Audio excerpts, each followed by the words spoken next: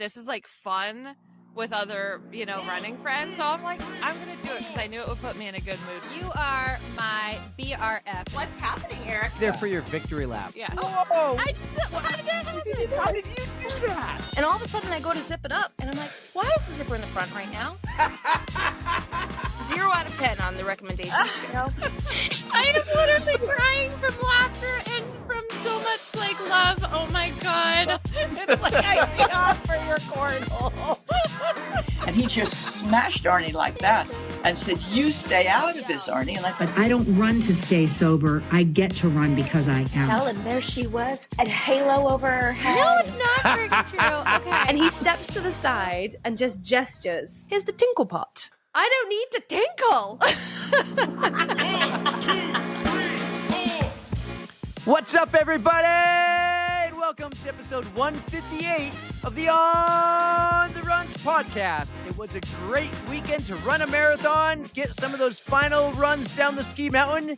And before we start marathon training all summer long, that's what she said, I need to introduce everyone to my kick-ass rock star of a co-host, a former soccer midfielder for the Goffstown Grizzlies, a party animal at Plymouth State University, and the holder of a brand new marathon PR coming in at 3 hours, 53 minutes, and 3 seconds. 3 for Dale, 6-star Erika. What's up?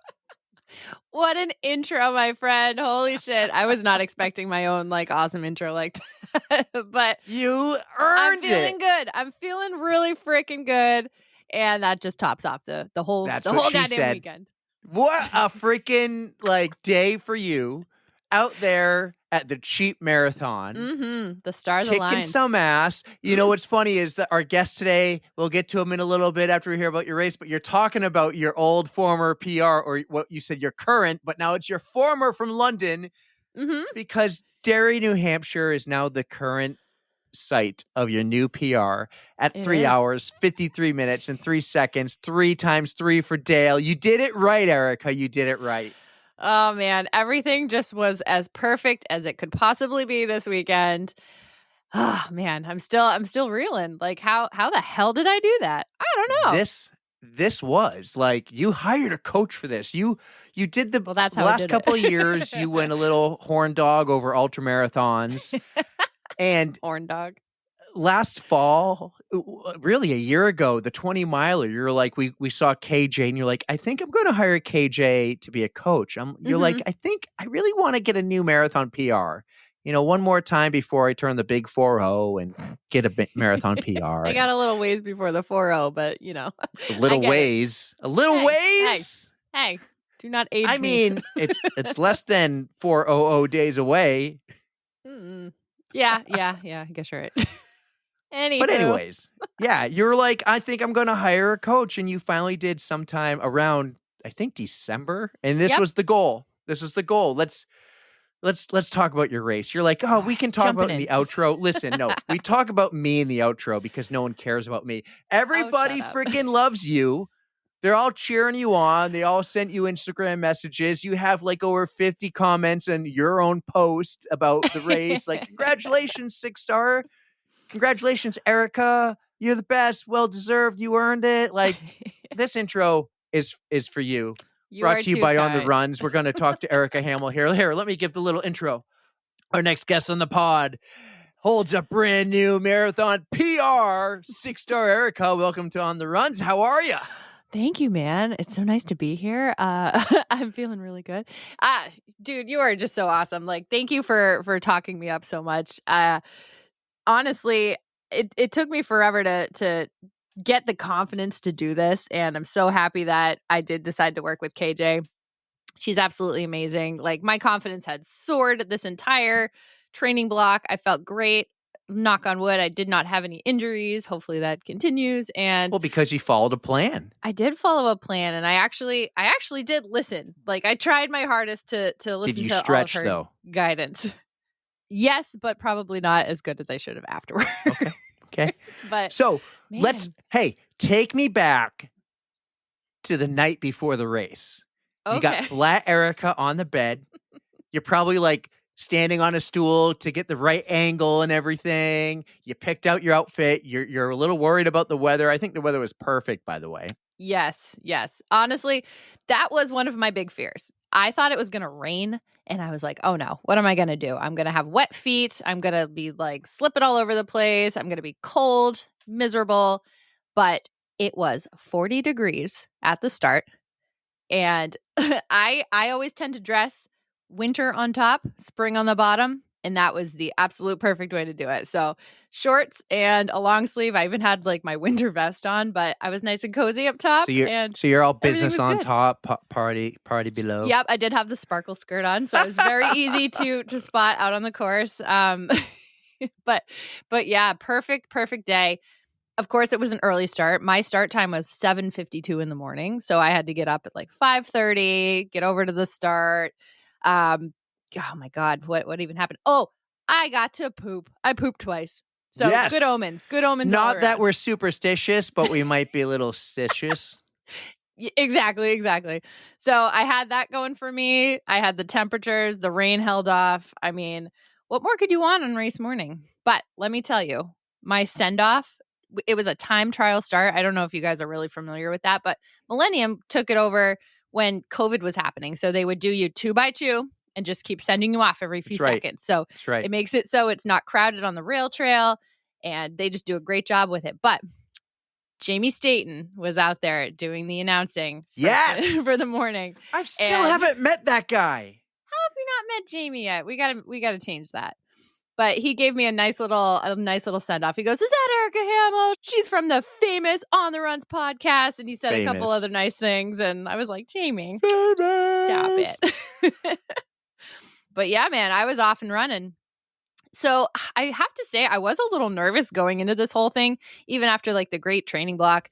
This was my 57th marathon. Whoa. Kind of crazy. But not a big deal. You know, I trained so hard for it, and I had such big expectations for myself. And it's always so weird putting out a goal into like the universe, like telling people about a big scary goal. I was kind of reeling about that. I'm like, oh no, people are going to be watching me. I put my tracking info online. Like, oh my God, people are going to see this. And so, I mean, I had that in the back of my head, but all the pressure out there was really just one like pressure that I put on myself. So I just kind of ran with it and actually ran with it. It helped me. Like I got to get rid of some of that nervous energy while I was out on the course. And KJ spent so much time giving me a plan. No, she couldn't make it. She had to work. So she was just texting me though. She was giving me all these messages. Like we had some phone calls the day before because she gave me a plan, like a way to pace, like a pacing plan. And I stuck to it the best I could. I mean, I did go a little fast in the first half, but I had That's fine. What else is new for me really though? But I had those like the super shoes. I had my New Balance Super Comp Elites on, and I love those things. And they just made me go pew right down the course. So man, it went probably the best I could have hoped for, even with those stupid hills at the end. How was the crowd? How are the people? Like I saw some people got pictures. There was a lot of, people there. Were they yelling? I actually want to know this. Mm-hmm. Were they yelling, "Go Erika," or were they calling you 6-star Erika? All right. I don't know if I really remember what they called me. I just remember being excited to see people.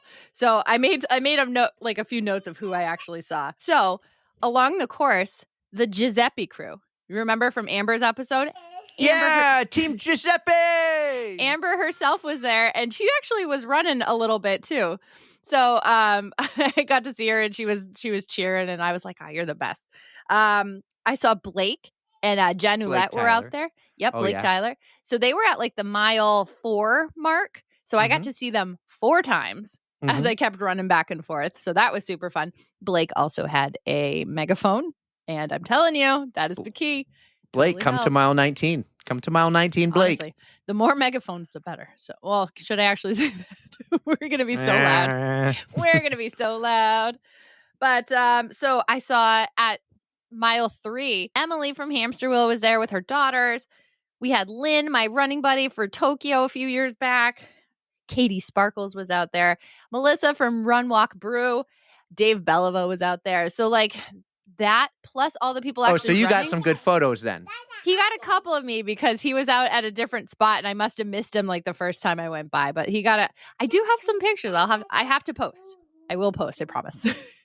So then we had a ton of people who were out there running the course too. So there was Crystal Buckley and her husband Zeke. So Crystal's from the Local Legends podcast. Yep. We were listening to them. Sharon Peterson, who is Steve's swim coach. She was out there. Bill and Patty. And then do you remember Todd Keating, one of Shauna's friends? Yeah. No, I know Todd. I ran with him a lot during the COVID years. Like he was okay Perfect. running with people during COVID. Yep. He was out there busting up. I had a couple code BQ. browns when I ran with Todd back in the day. Did you really? Yeah. Excellent. Absolutely. Well, Todd had a perfect day too. I swear this was just like the day. This was a great day for a lot of people. Yeah. But Maggie Matos was out there. Eric and Yuki, like the Chornies were out there. Nice. So, Was she dressed up or just cheering? No, she was running the half. But she was wearing her Millennium. I wonder if gear. she was testing anything for the Boston Marathon like she did in the past. No. No? Oh, you got to check out her Facebook page. She posted something about that. They had her picture up where her name was, and Jamie said, like, this is what Yuki usually looks like, and she was just wearing like like black in her Millennium singlet. So, yeah, it was just an epic day. So many people came out to support. So I guess I have you to thank for that for the most part. Why me? Well, no, you put out a thing like, hey, if you're going to be out there, take photos and videos and stuff, and people did. So that's not me. That's the On the Runs admin. Still. Wow. Thank you, admin. It worked, and there were a ton of people out there. So I'm telling you, going through those little cheer stations, I probably did like 8-minute miles, and I was like, oh no, I must slow down. But I got so excited. I couldn't wipe the smile off my face. I just felt good through the whole thing. So dude. Like, this is what great. was... I'm so happy for you. And before we finish up, what was your A goal? All right. A goal was to get a PR. I wanted to do a 3:57 or better because technically 3:57:23 was my time from London. So anything better than that would have been perfect. Okay. What was the B goal then in case if you failed? So B goal was just to try to do a sub 4. I really just wanted to see if I could do that. And then I guess, honestly, I just wanted to do a strong marathon. And I have to say, I ran 99% of this because I walked for 10 seconds at an aid station because I needed a Gatorade and a water. So you ran through the other aid stations? Well, I jogged through them because all I needed was like... Were you pulling fuel from the aid station, or did you carry everything with you? I figured this fuel thing out. And I'm super pumped I did. I did my scratch labs, and I had 2 flasks in my vest. And all I was taking was just some water along the course. So I would run by because I didn't care if I spilled that on me. But it was a little different when you need Gatorade and you're going to get sticky if that gets all over you. That's what she said. No, I agree. I'm the same way with gels. I'm like kind of transitioning off of gels lately because my fingers get sticky and it's weird. So I go blocks. It's a little chewy. I don't like chewing, but I'd rather do that versus a sticky gel. Yeah, but that's why I switched to the liquid calories, just because it's so much easier to just drink instead of eat. So I should try that. But I don't think I got to be really picky. Let you have some. Well, does it have dairy? No, I don't think so. Like the stuff Scott Black always used, I couldn't do because I will double check ingredients for you, but I'm pretty sure there's no dairy in this. Does it have like Mario Brothers, like do do do do do do boom power? You know, you hit the thing and you go and you get bigger and stronger, and then the star. There's no caffeine in it, so no. I want caffeine. I want caffeine. Well, I knew it was going to be a good day for you when I got the text in the morning that says I already pooped twice. Yep. I texted you right after I got through the bathroom line. So it was so funny too. The bathrooms, they put them in like the lower parking lot by the rail trail. And there's one line, but then there's like 5 porta potties that are kind of at a 90-degree angle to them. Mm-hmm. And there's lines everywhere, but the line that had the 5 porta potties on the side went super fast. So I'm like, I'm going to go over there. I waited 10 minutes, if that, for a porta potty. Everybody else was in there for much longer. So I was like, all right, I got time. Poop number 2. I was good to go. And yeah, off I went. Awesome. I want to ask you how you celebrated, but I want to save that for the outro because Perfect. I think we should get to our guest. And on the day that Alexander Ovechkin passed Wayne Gretzky for most goals in the NHL ever, and on the same weekend that you took your shot at a marathon PR because you miss 100% of the shots you don't take, Wayne Gretzky said that, and Michael Scott said that. Yes, and we he have did. Michael Scott on the podcast today, the real Michael Scott. We're so freaking excited. This guy's running the Boston Marathon. I forgot to mention in the intro, it's Boston weeks. You know, Of course it is. Mike Scott was freaking amazing for many reasons. Number one, he had a microphone, so the audio sounds amazing. I love it when our guest has like a real legit microphone. But then we're gonna save this part of the story. There's so many dots that we connected. He lives on the West Coast, but he's from the East Coast, and like we grew up miles from each other. You're gonna love the little story about how he connected all those dots, and then we just had a blast talking to Mike. He was such a cool dude, and he has a great sense of humor. We are now you've been following him for a long time on Instagram, but I just started following him, and he is absolutely hysterical. You guys are going to need to hear what he's got to say and start following him as well. He's just like the meme king. Yeah, you guys are going to absolutely love this. So enjoy the real Michael Scott on the On the Runs podcast, and we'll see you on the other side. Our next guest on the pod is a New Hampshire local who is now living the California life where he's the doctor of physical therapy, the creator of Runners University, and has a creative mindset on social media where he'll coach, educate, and entertain you all at the same time. He's the owner of Kinetic Potential Physical Therapy, and we're wicked excited to have him on the pod this year for Boston Weeks. The real Michael Scott. Welcome to the On the Runs podcast. What's up, Mike? Thank you. I am wicked excited as well. It has been a long time since I heard that. Well, you'll probably hear it a lot tonight. Yeah, no, it makes me, it's nostalgia. It feels good. Well, you're a New England guy, right? Yeah. So I grew up in New Hampshire, right down the street from you, Eric. So I went to Pinkerton for high school, rivals, and then off to Northeastern for undergrad and graduate school. And then when I was like 25, moved out here. An ex-wife was going to USC for grad school. So my brother was already living out here, which made the transition really easy. Nice. Yeah. So that's how I've found my way out here. And yeah, it's been 15 years. So it's quite a bit of time. Yeah. So for sure. You're from Hampstead and I'm from Sandown. So those are neighboring towns. Goffstown. What's up? Yeah, Goffstown. All right. Yeah. What year, mind me asking, what year did you graduate from Pinkerton? 2003. So I'm in 04. So like we grew up like very much the same time. We've never met, of course, but this is our first time meeting. But we kind of connected the dots like a year ago when we found each other on Instagram. And I'm like, hold on a second. I see pictures of you on Facebook like on occasion because your wife went to high school with me. Yes. Yeah. And I think was her brother in your grade? He might have been. You know what? Maybe a couple years younger, actually. Yeah, maybe. Oh, yeah, he's 4 years younger. Sorry. So yeah, so it'd be a couple years off. But yeah, there's definitely the connection there. This is like bound to happen. Right. What a small world. What Yes. a small world. And then Erika's all excited because she goes, "Wait a second. His name is Mike Scott, but do you think his real name is Michael?" And she got all horned up about it. And I always say this. College was like tough with that. Like anytime. I believe it. Meeting new people. But I always remind people the year I was born, 1984, I believe the National League Cy Young Award winner's name was Michael Scott. Nobody remembers that. There's his Pop culture one. His baseball card is on my fridge. Like, I'm like, all right, cool. Yeah. So I always reference that. But I was starting to tell you guys that like literally an hour and a half ago, I filmed a version of the Michael Scott parkour scene. Oh my God. That like I'm going to be posting it this Friday. By the time this comes out, that will already have posted, but excellent. Yeah. So it's me. It's like this one character I came up with years ago. The only character that I do in any of my social media, his name is Albie Runin for I'll be running. And he's just he's like the wicked, hyper masculinized, running influencer. And he's just always yelling at you or like doesn't have clothes on or it's just like absurd. But he's taking people through the perfect running warm up, which happens to be parkour. So Oh, excellent. I am very much looking forward to checking that it's going out. to be, it'll be good. It'll be good. It's just out of control. Parkour. I think we should jump to the social media thing right now then, because you brought it up and it's part of the notes. Just like I said, we might go all over the map here.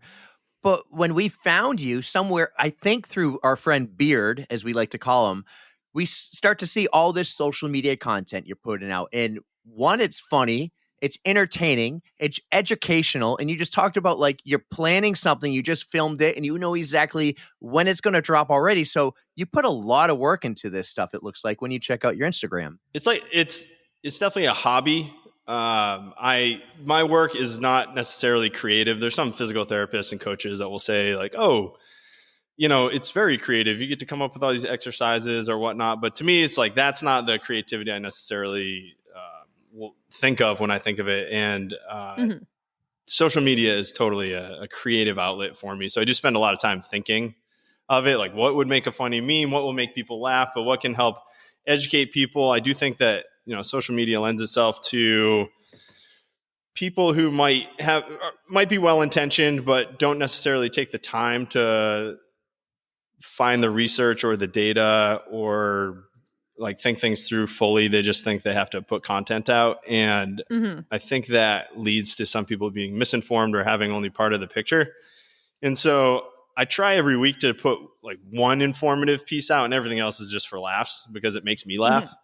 And basically that's like the sniff test. Did I laugh while making this? And if so, Gotcha. It's going up. It's going up. It passes. Go.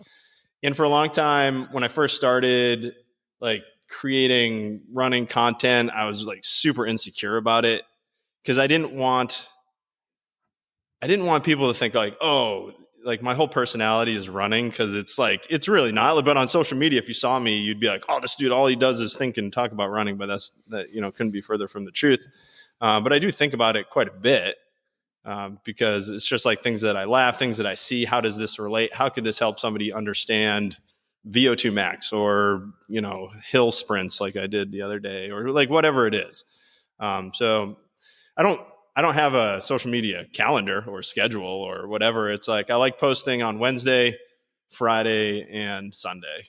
There you go. Space it out a little bit It's so sustainable. people can take their time with their content, and you're kind of giving the best of both worlds. You're bringing them in with the humor and some funny little things here and there, but you're also hitting them with some education. So that's definitely worth it. I'm an educator at heart. I do like teaching and do like giving people information that they can then use, but it's like I'm not like the most engaging guy. Like if I'm just sitting here talking head stuff, it's not usually the greatest or most engaging. But if I can get somebody to laugh, usually you can get them, hooked to maybe swipe a carousel or watch your video for a couple more seconds and learn something. So because you do it all. You got the carousel ones. I was just laughing my ass off viewing a few of them right before we hit record, and I'm like, you got the you're a runner, you must feel great all the time. But the picture was of a guy looked like he was all worn out and smoking a cigarette. And I was just reading a couple of those. I'm like, that's funny. So you come up with some funny stuff. The other thing I like is some of the reels you post. And you're very creative with your videos and how you dress up sometimes. And I got a couple here I want to play, and then we can talk about. Oh boy. Am I going to see these on the screen? Yes, I'm actually. It's like roulette. What's going to show up here? It can't be that bad. No, I made them. I can't be embarrassed about it. I made them, but it's probably like farts and poop and. Well, hello. You came to the right place. Yeah. Like it is that's on the what run, we're all right? about. It is on the run. Yep. All right. So I picked out two of these. We're going to watch these. And for all you on YouTube, you'll get to see them. And all you listening, you'll get to hear. It's pretty funny. So here's number one. Oh, it's Albie. Warm up. Waste my energy. I got 26.2 miles to run.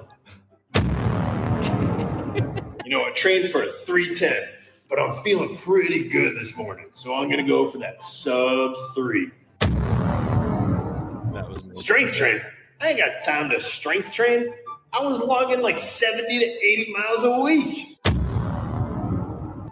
Brother, I ain't got no fuel strategy. I'm a keto runner. I don't need any of that because I am fat adapted. That's me. I'm fat adapted. That's Albie Runin, by the way. He's coming back Friday.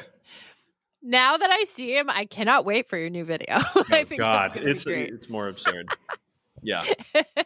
So you watch these videos, they're funny, they're entertaining, and then you actually write a lot if you go and read all the content. And you give a lot of good, useful information there on the content. That's there's an app called Notion, and it's basically like it's like Google Drive, and it's just my way of organizing things. So if I read something about oxygen deficit, and warm-ups, for instance, in that one. Like if I read a study about that, it goes into the file, and I can just easily reference and pick out the study and whatever like pertinent information I wrote up about it. So it speeds up that process. And after reading this stuff for years and years, it is a lot faster like second nature to do. to And you then, huh? like there's like a really solid stable of studies that I like just continually go to. One, they're well done studies, and two, the information I think is just something that continually needs to be heard by people. And I saw the other reel that you had picked out, Eric. It was the like all the things that runners need to do with Vicky. Yeah, so Vicky told me, say it once and assume that nobody heard it. And it's like, okay, yeah, I can just like keep repeating this stuff. Like it doesn't have to be new. It can just be the same message repeated over and over. Yeah. Because honestly, like, I mean, we all know this on social media, like none of our followers see this stuff.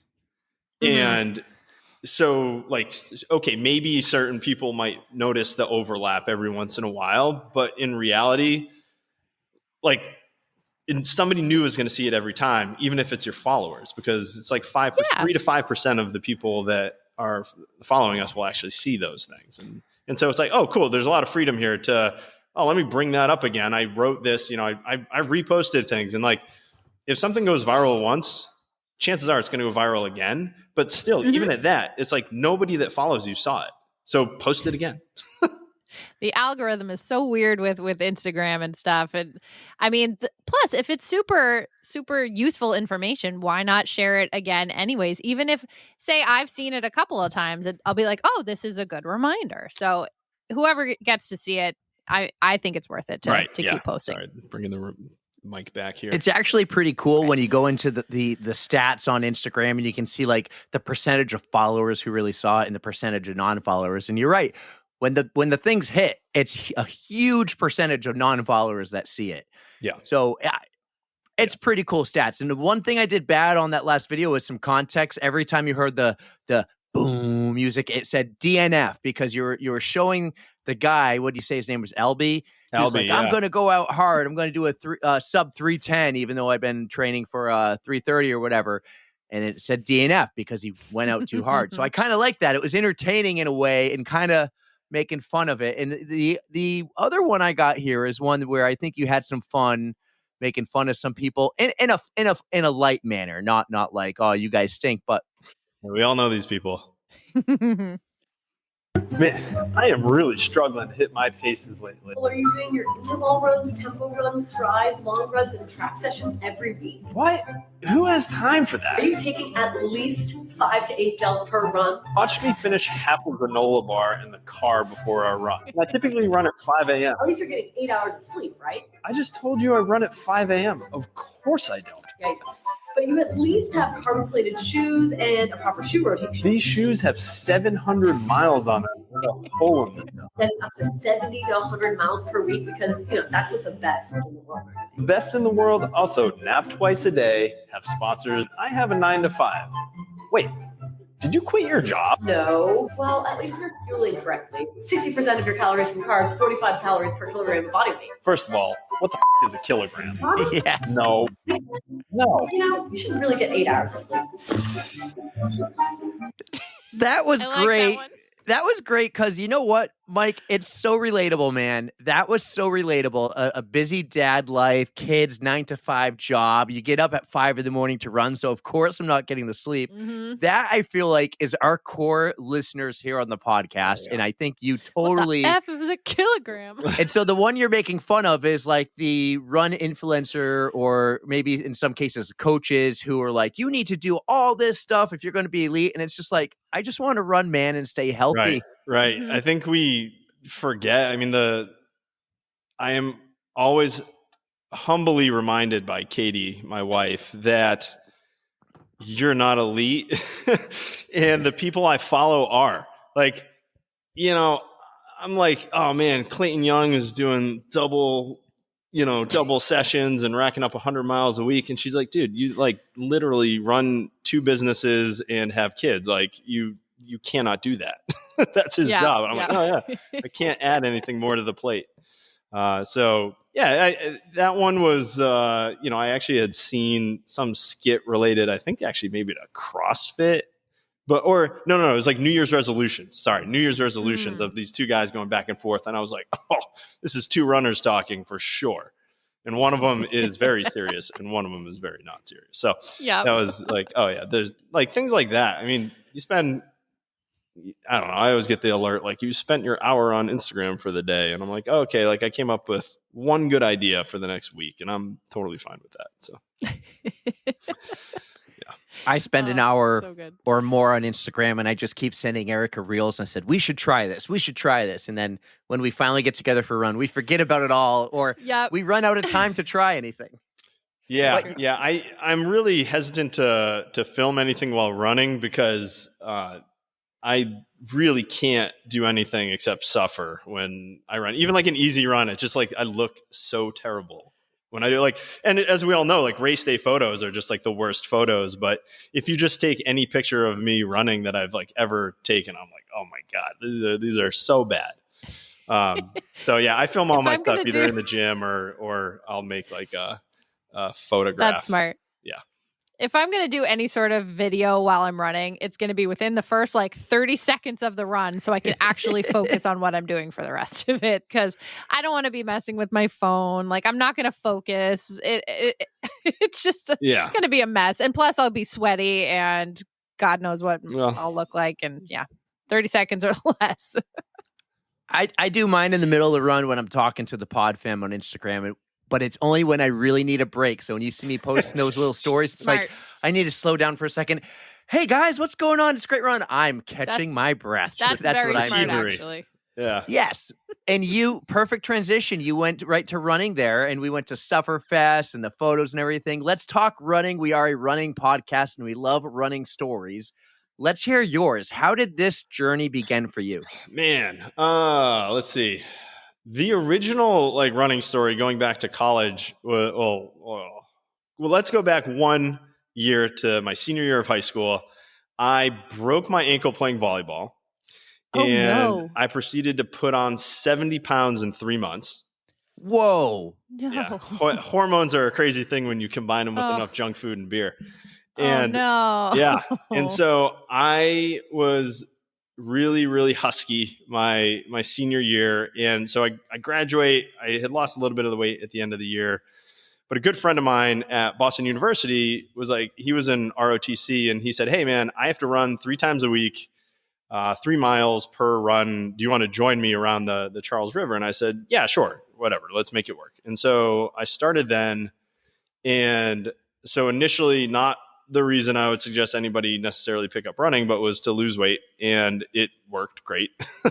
Combined with more sensible eating and strength training. But I really started to actually enjoy running versus like growing up playing sports where running was always the punishment.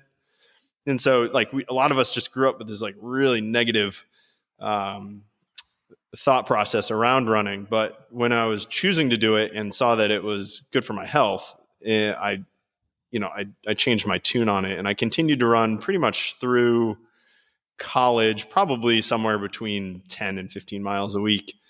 But when I moved out here, I took up powerlifting and really focused on deadlifting and some squatting, a little bit of bench press. But I got pretty good at the deadlift. But you have to like spend a tremendous amount of time working on one thing. Like, me pick up heavy thing, me put heavy thing down.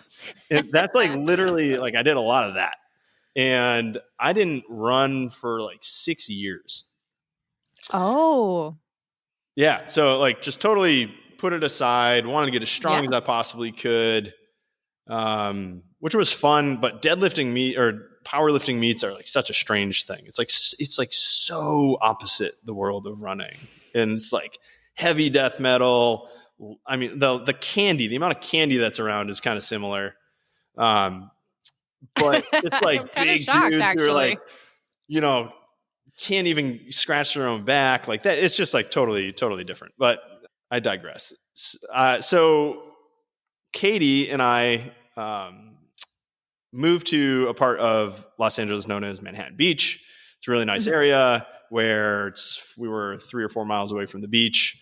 Not a ton of traffic in that area, which is surprising, but really nice area to run in. And Katie was working for Lululemon at the time and approached me one day and said, "Hey, I want to run the Seawees half marathon up in Vancouver." And I was like, "Oh, cool. Go for it." And she's like, "Do you want to do it?" And I was like, "Oh, I don't know. I haven't run in like a decade." And so I think I joined her for like the first week or something of training. And I don't think either of us really knew what we were doing. But like, once again, I was like, "Oh yeah, I really enjoyed this." And I think there was a 2018 or 2017 or 2018. And ended up really enjoying it. Somehow got through with running twice a week. One short run, one long run. And I remember very, very specifically, it was like an 8-week long program.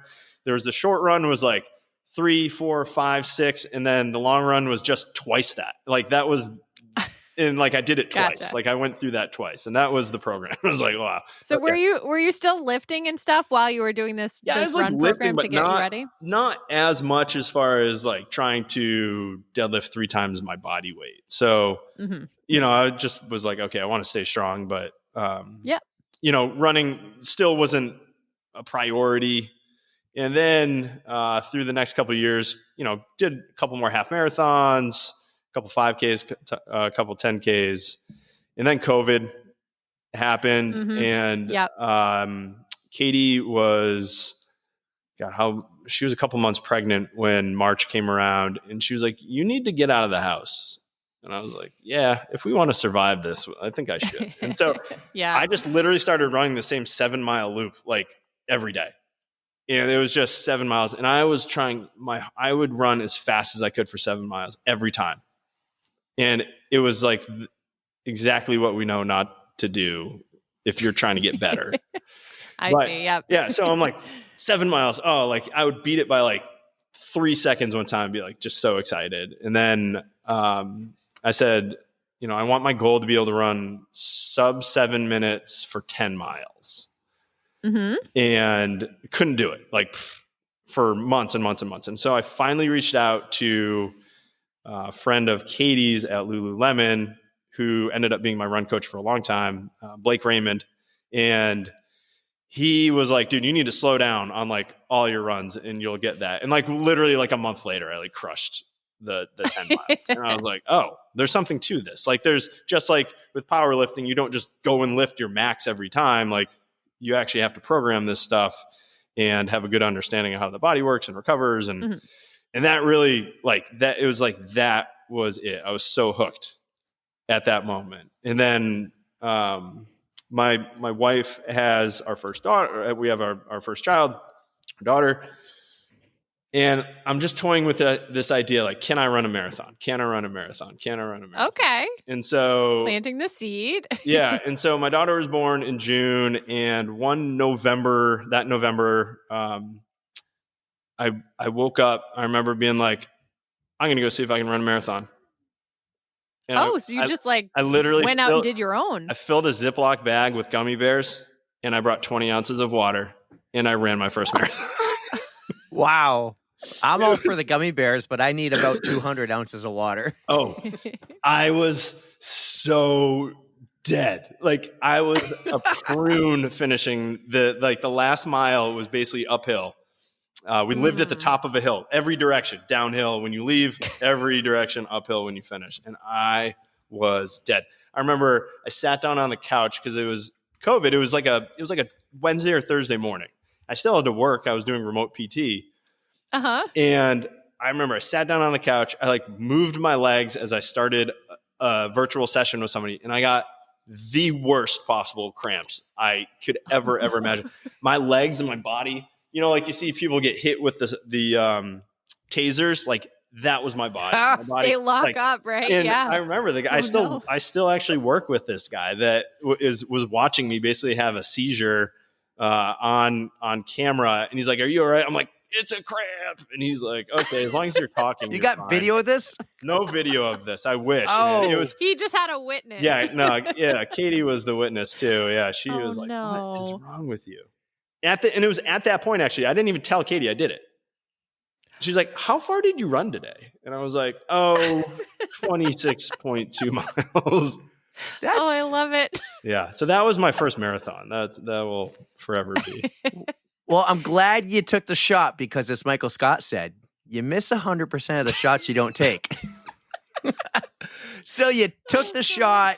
You got to feel what it was like, and I hope there was a second marathon after this. Yeah. At that point, Blake was like, "Oh, you might want to tell me you're going to do that next time. I could help you out." So Right. At that point, he's like, "All right, let's try to see if you can qualify for Boston." But during COVID, like races were being scheduled, but also being canceled. And that actually ended up happening with the first marathon qualifier that I was training for. They canceled it like 2 weeks before it happened. It was like such BS. But I wouldn't have gotten it. Well, wait, what was your marathon time then when you ran the first marathon and you didn't tell anyone you were going to run it? 3:33. Wow. Fantastic. Holy shit, dude. Yeah. It was. But you were dead. Yeah, dead. Like, yeah, I'm pretty sure I took years off of my life with that one. Like my kidney, your hair didn't go gray, are, that's for sure. What was that? It Sorry. was a learning experience. Yeah. Your hair didn't go gray though. No, not well. Yeah, it's starting. That didn't show up till the kids. That's a great story. That's a classic spare no details kind of running story. So your coach was like, maybe you should have told me. Katie was like, maybe you should have told me too in case you died. So, with your spouse, I share my location just so you know when you're coming home and all that stuff. So she said she did look to see where I was because she said it seemed like I had been gone for a while.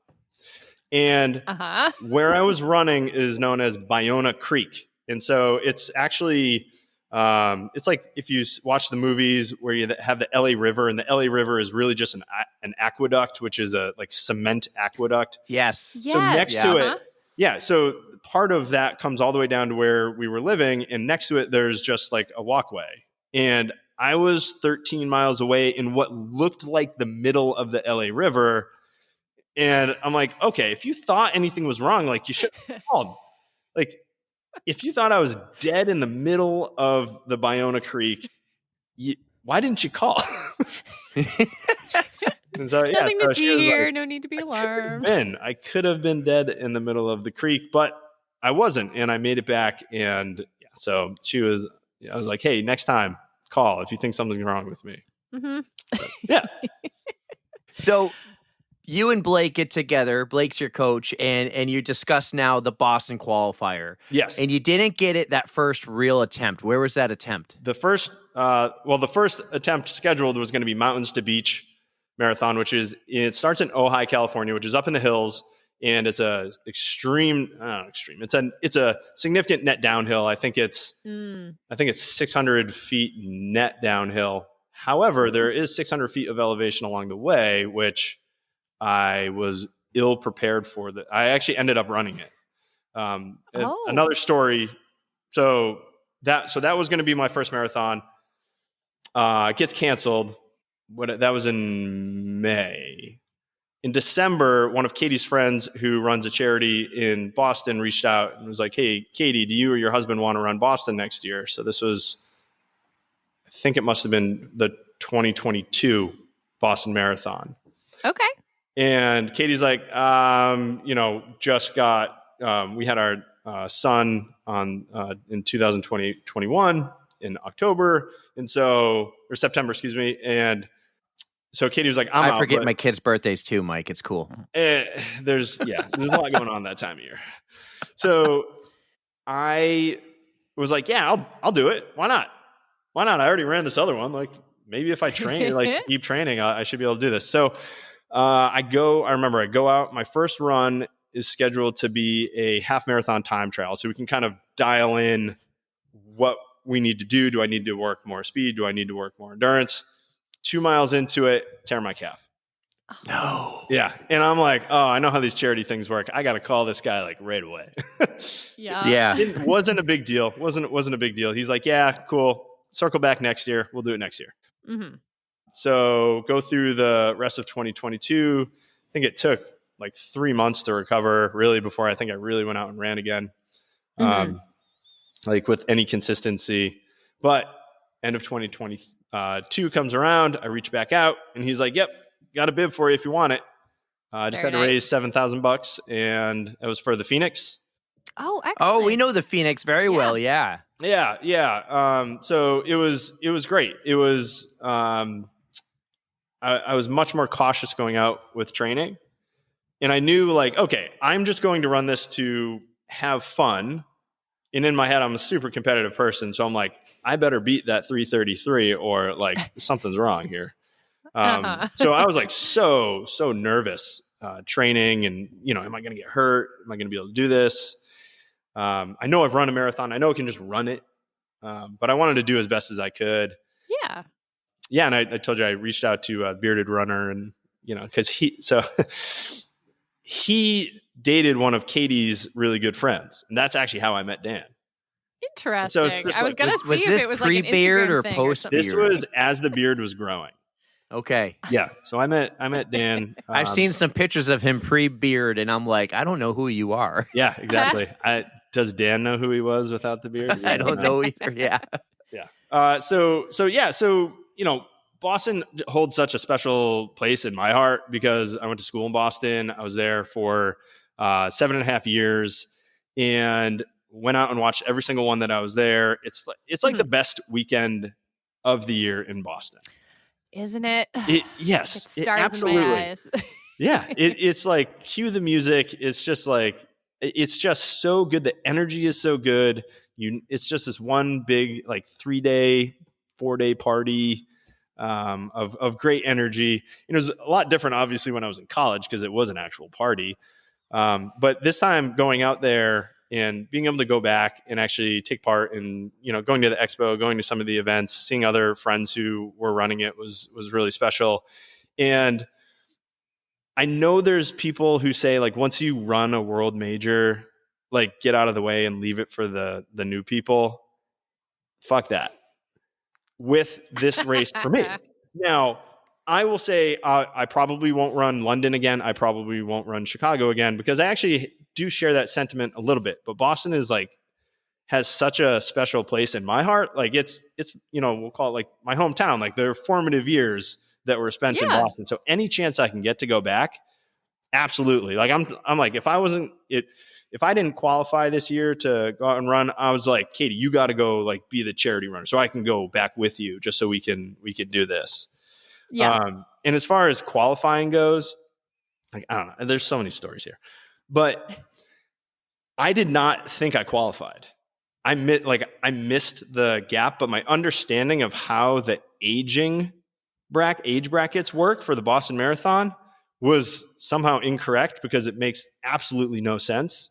So I qualified in London with a 3 hour, 19 second marathon. Now I was 39 when I ran that. Oh, but because the Boston Marathon would have been, you would have been 40 when right? I was running it. That's the age they take you at. And so I'm sitting here literally queuing up. It's good to know.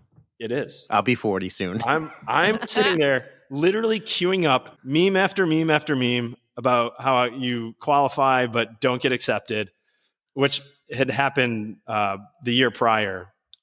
And I was just going to repost them, be like, this is going to be my one post, all done.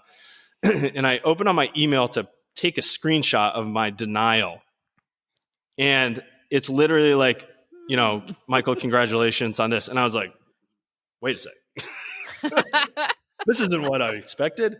And literally like the whole day, I saw the BAA announcement in the morning. It was like, oh, I missed it. I didn't make it by those like whatever 4.5 minutes. So you had that email sitting there all day All day. long. Didn't even know. I'm terrible with email. In. I'm terrible. If you don't tell me I have an email, I don't know I have an email. So yeah, so I'm just sitting there all day, not knowing, thinking I got denied, and like totally fine with it. Like the standards are the standards, and you know, I always equate it to college. Like you can have the grades that make it okay for you to apply to a certain college, but they don't have to take you based on whatever. Like that's just how the majors work. So that was my experience with Boston. So I was like so stoked. I was like hopping on another like call with somebody literally like 20 seconds after I found this out, and I'm just like, yeah, like we're going to Boston. How you rein it in from that? I had a tough time doing that. But okay, so I want to go back to Boston the first time. Run it. All is fine. All is well. It was great. Awesome experience. Got like absolutely poured on in 23. It's 22, right? 23 was torrential We were there downpour. cheering. Yeah. It was quite soggy. Yeah, and you guys are at 19, so you got it like pretty good. So I got it from mile 13 on, basically. It seems like I like ran with the storm. It just followed me. I run that, and I ran a 3:17 and was like so excited. Like that went way better than I thought. But in my head, I was like, I can qualify. I could qualify like right now. Like so stupid. So stupid. So we get back from Boston like 2 days later, and I look back at that Mountains to Beach marathon, which is 5 weeks later. And there's a waiting list. There's a waiting list of 200 people. And I put my name on that waiting list and just was like, I'm not even going to tell Katie I'm doing this, because 200 people dropping out of a race that has a total of 3,000 people is probably pretty rare. Well, by literally the next day, there was like 50 people ahead of me. And I was like, oh, uh-oh. I might have to tell her at dinner. I might have to tell Katie. So sure enough, like the next day it was like down to 30. And I was like, hey, Katie, like I'm going to go try to do this if this works out. And she's like, okay, that's fine. And so I ended up getting in like that week, which I was like, that's insane, that 200. But something tells me like there were a bunch of people who signed up for it, like and ran Boston just in case they didn't like requalify to use that. See. And so yeah, Mountains to Beach is a way different story. There's nobody cheering you on, and it is mentally just so much harder. When you have a million people screaming, and I had my name like plastered on my chest. So everyone, at one point, the guy who was running basically next to me for the first half of it was like, man, I wish my name was Mike. Like when you're that many people screaming your name, it's like so motivating. There's not you feel like a celebrity, right? Yeah, absolutely. Absolutely. There's not a single soul screaming anybody's name in Ventura, California for this marathon. And it was net downhill, which like, you know, oh, okay, like it's going to be tough on the quads. I get it. Like, yeah, that's fine. I cramped. It's fine. My toes were so bloody by the end. I mean, just like from getting crammed in the front of your shoe for 3 hours. Like, oh no. I actually went to the medical. So I go to the medical tent, and I'm like, I just need to get these socks off. Like, if we could just bandage these up, just so I'm not bleeding everywhere, that's totally fine. And so I'm like, I'm in there. I'm one of the only people in the tent, but like people start rolling in.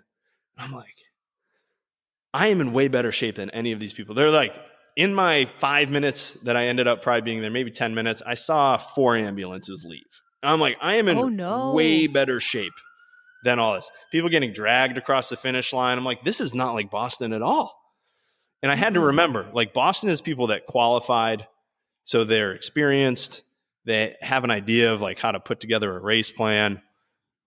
The people that were at this race, it's known as like your Southern California Boston qualifier. These people are like trying their hearts out and leaving it all out there. And some of them left it all out there. I mean, it was crazy. It was like a battle scene. Like I that is hyperbole, but like there was lots of people who needed the medical tent. I was like, I'm just going to like slowly like, and just fade out. Yep, I'm okay. I was like, I do not belong in here. Like, and so that was, but I got my qualification by 15 seconds. Excellent. So nice. Didn't get accepted with that one because it was like, is that the 5-minute buffer that you needed? It was the big like one. Like a 5:06 or a 5:41. Yeah, it was the big one. Yeah. So I was like, okay. Better luck next year. Yeah. And so my next marathon was London in 24, so last year. Mm-hmm. And So is the world majors a goal of yours now? You've done London and I think Chicago. Are you going to go for the other eventually one day 9? I'll keep putting my name in, but yeah, by the time I get into them, it's going to be like, oh yeah, your 10 medals like get you the world. Like it's fine. Like I haven't run LA and I haven't run Long Beach, and those are in my backyard, and they're pretty well respected and they're very big. I mean, LA Marathon just happened. It's an awesome event. It is like so hilly. It's crazy. What's the vibe like compared to Boston? Like, do you go and cheer or watch or? I have. I didn't this year with Katie was busy doing, I think Katie was doing a photo shoot for somebody. She's a photographer. So I had daddy duty and didn't want to bring the kids up there. I live like, even on a weekend, it's 40 minutes away, like from the course. LA, well, yeah, it's not. LA is huge. LA is the city of Los Angeles is the size of the state of Rhode Island. Oh, wow. Whoa. I don't think I've ever had it put to me like that. So Yeah. I just know LA is gigantic. But and wow. you combine that with the fact that, I mean, I think it's 8 million people are in LA proper. Like there's just always a traffic jam, even on the weekend. So it's like, you got to pick and choose wisely. Yeah. Are you excited or are you going to run out of town when the Olympics come? Depends on what Airbnb prices are doing. Oh, yeah. Smart. Very smart. You come home, visit the family for a couple weeks and probably pay 2 years of your mortgage. Yes, it could easily pay for that. So we actually, was it a little over a year ago, finished building an ADU, and my mother-in-law moved out. And so now she lives in the ADU. So there's an ADU in the front that we could rent out. And then we have our house that we could rent out. And yeah, we're talking a nice vacation. Not only could we come back home, we could also shoot over to Europe probably. I mean, it's wow. You could do all the world majors with that money. Almost. This Boston is costing a really nice vacation to Hawaii. And I'm going to run 26 miles that I have literally done in my backyard before. So it's 26.2 everywhere you go. It's for the experience, man. For sure. Like I said, it's all about that weekend. Yeah. Well, let's talk about this year's Boston Marathon. Yeah. How did you get into this one? And are you coming? You said you're going to be in the city for the entire weekend. Like, are you taking the whole family? What's the game plan? How's Boston going to be this year? Boston is going to be awesome for many reasons. One, I love my kids dearly, but to be away from my kids for 6 days is like, it's such a refresh and a restart. They are 15 months apart and they are 3 and 4 years old. And it's crazy. It's craziness in our house. And so Katie and I are going to go. My mom's going to fly in and help my mother-in-law out with the kids, which they did for London and for Chicago. We're awesome. So blessed to have them helping us out with this. That'll be great grandparent bonding time with your kids. They say, perfect. It's tough. And, they're not in their 30s and 40s and they're looking after these 2 rugrats. So, we pick and choose wisely.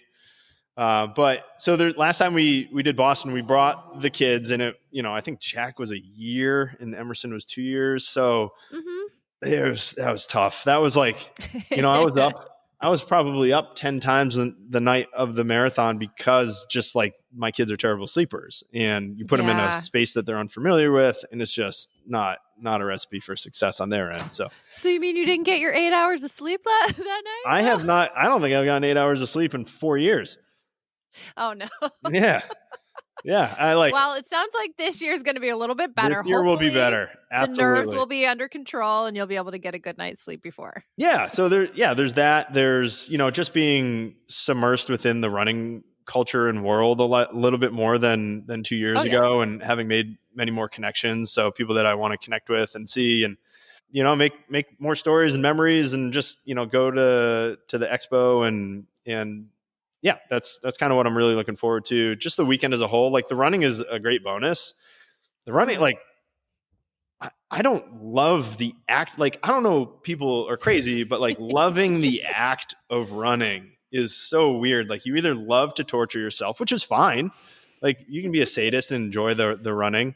But I love the procedure of it. I love the training. I love the fact that it keeps me very regimented and routine, focused on a routine. Like I love all of that. Like I function at my best when I'm doing that, and running definitely helps me with that. But the 3-hour Sufferfest for me, and then like for everyone up to 6 hours plus, like that's not necessarily like the greatest. Like it's cool to like be back there and, party pace wins the race, which is, running the LA Marathon or the Long Beach Marathon, like could really shift my idea of like what a marathon is probably if I'm just out there to have a good time and see some people and make some memories.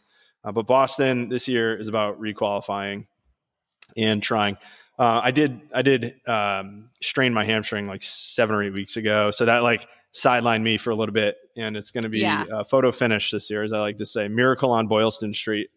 Gotcha. If it happens. So but you're going to be flying by us. We're going to be at mile 19, and all we want is a wave. That's even if you just like don't even look sign at us. is going to be a huge, we got that huge plus. I've seen the videos. I'm usually a pretty big power up guy, but you said like, what could you have for me at mile 19? And the word is a bulldozer for the 2 miles of hills that are about to hit me at that point.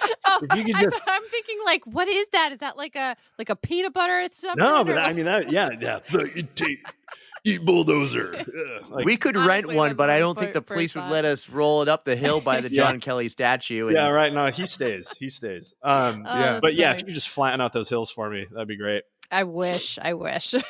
Yeah. No, I'll have is there anything we could bring for you? Like, I'll have all my gels, and I'll have just good energy. Always good energy. All right. Like, well, we got that for you in spades. Awesome. So then what is your fueling strategy when you go into these races and when you have a big goal like that? Are you the particular gel or energy drinks? Do you even hold a water bottle? Do you pull from the aid stations? What's your plan?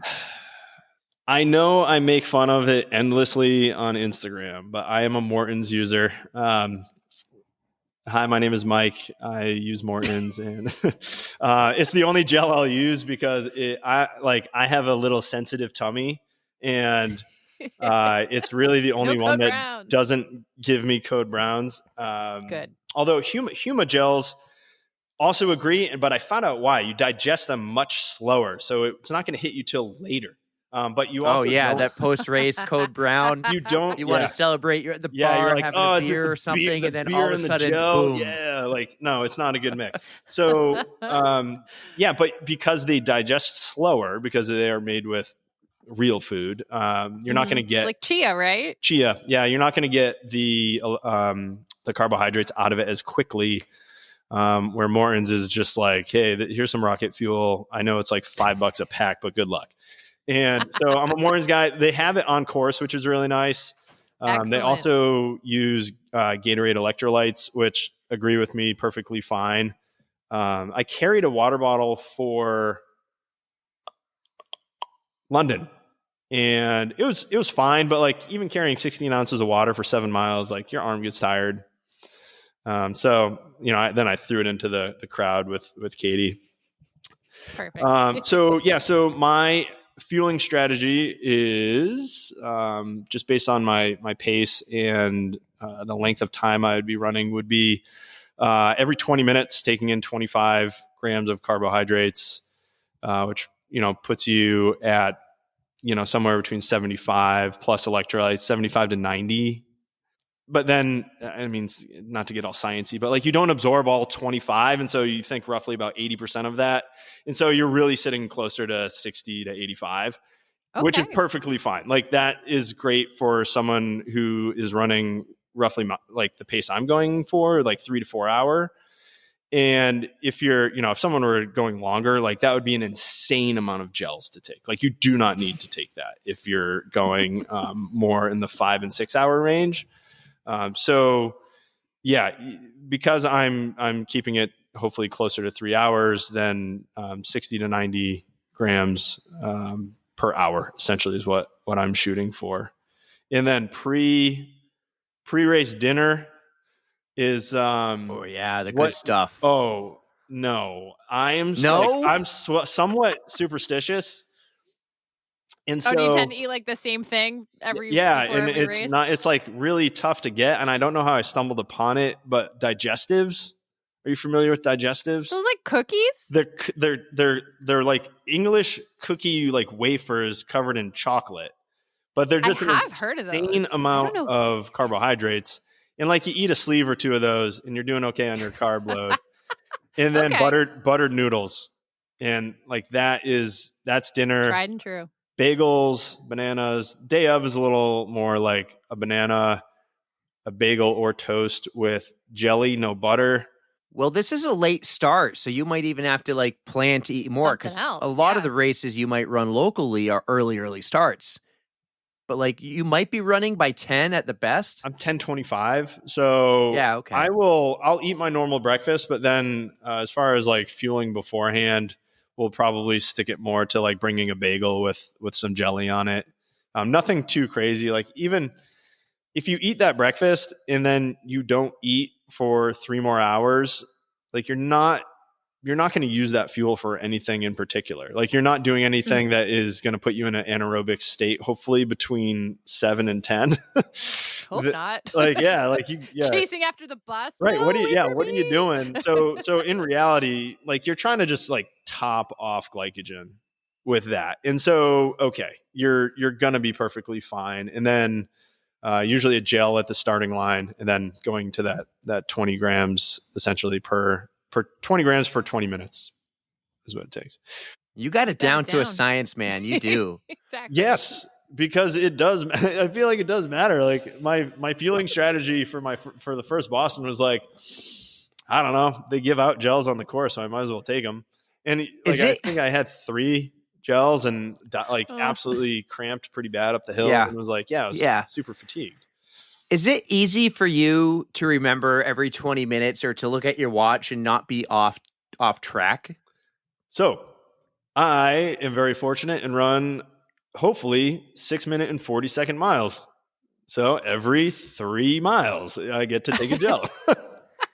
That's If kind it of all easy works when you're out, passing yeah, that'll be and it. it's like the close mile enough. markers on the course too. So that's pretty accurate. It's close enough. So so nice. 640 to 650 puts you at 255 to 3 hours, somewhere in there. So that is really nice. But all of our watches, that you have fueling reminders on it. You just got to play around with them enough, and it'll tell you whether you can like hear it or feel it. That's like a different story. So. Yeah, I don't go through the effort to do that half the time, and then I'm like, oh crap, it's been it's been 30 minutes. Yeah, and I'm like, do I take 2? Do I take? Yeah, what do I do? Like, 1.5 here. Like, gigantic oh my God. glob of gel. Like, oh yeah, right. And then I just feel sick, and it's a pleasure. It's fun. Yeah, sure. Do gels. It's just it adds to the story. No, what's Katie going to be doing this entire time? Is she running? Is she cheering? Is she going to chase you along the course or just wait at the finish line? Do you know what her plan is? Capital Grill fundraiser. So when she was in Boston, so she was a bartender and a teacher when she was in Boston. So she's still connected within the hospitality world out there. And we were able to purchase some tickets to go to the Capital Grill right before you make that left on Boylston. So she's going to be staring me right in the face for my last turn. She'll probably be like, let's see, I think there's a couple friends joining her. So she'll probably have a cocktail or two, but she'll Good for her. Yeah, she'll make herself known. Nice. I was actually at the Capital Grill 2 nights ago in Minneapolis. So. Oh, nice. Okay. Yeah. It's good. It's consistent. The last time she used to live on the Charles White Apartments, which are the apartments right before you take a right on Hereford. And so she was standing out there, and it's so weird. Like you go through all this effort, you're like struggling so much, and like you just focus in, like you have this sea of people, and somehow you're like, there they are. You know where they're going to be for the most part. But, and man, as soon as I saw them, which is like 25.75 miles in, something like that. Like I was a just sobbing mess. Like the videos and pictures are just me crying, running by and stopping. And it's like, it's so emotional because you like put all this effort in, you put all this time, and like these people are like genuinely cheering for you that you love. And like, there's all these people around you. Like you could, I talked to to Dan, the beard, about this all the time. I'm like, dude, I just was like crying on my run today. And he's like, yeah, I've had a couple of those during this training block. And you're just so appreciative of like having the privilege of like, I don't need to be doing anything else with my time. Like I am so privileged to be able to spend 7 to 10 hours a week, like going running. Like that sounds so ridiculous. Like I'm not having to go get a second job. I'm not going to have to do all these things. I get to run, and to have people like cheering me on for that is like nuts. It's like crazy. Like really, it really, really is. So it's always awesome to see the people along the course. Like it's so helpful.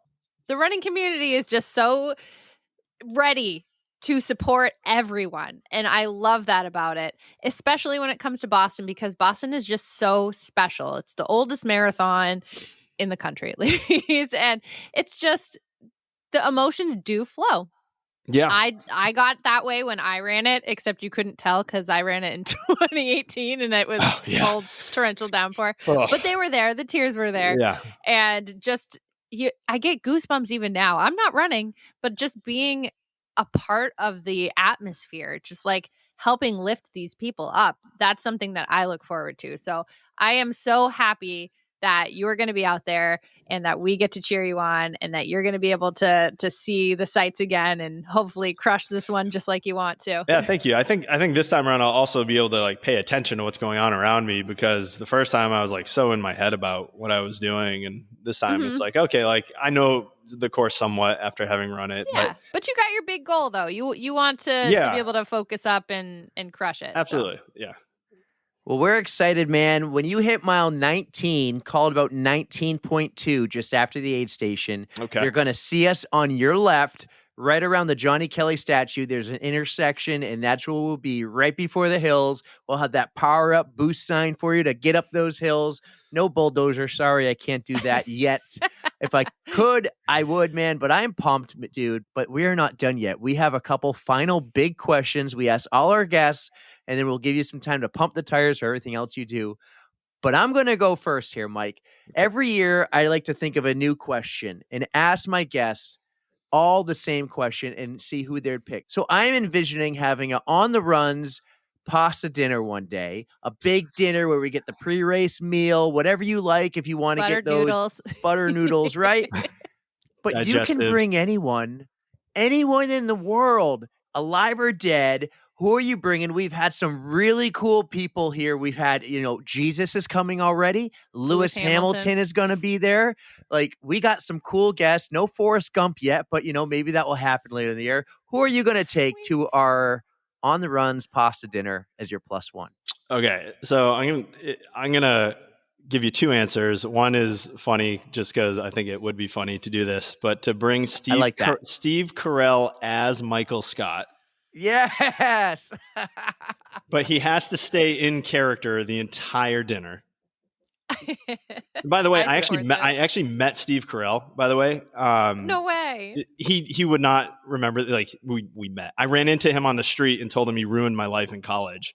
And I'm sure he loved to hear that. Yeah, well, okay, so real quick. He's on the phone. I'm going to get coffee for me and a coworker, and he's on the phone. I said, I can't say anything. I don't want to be rude. I go get the coffee. I'm like, okay, if he's not on the phone when I come out of here, I'm going to say it.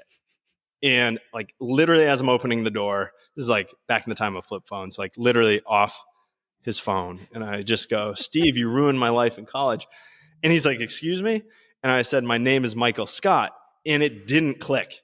And what? And then it did. And he was like, oh, I'm so sorry. And I was like, hey, man, like my hands are like full of coffee. I'm like spilling all over myself. I'm like, I got to go. But like, I can't believe I get to tell you that. And so that's like my Steve Carell story.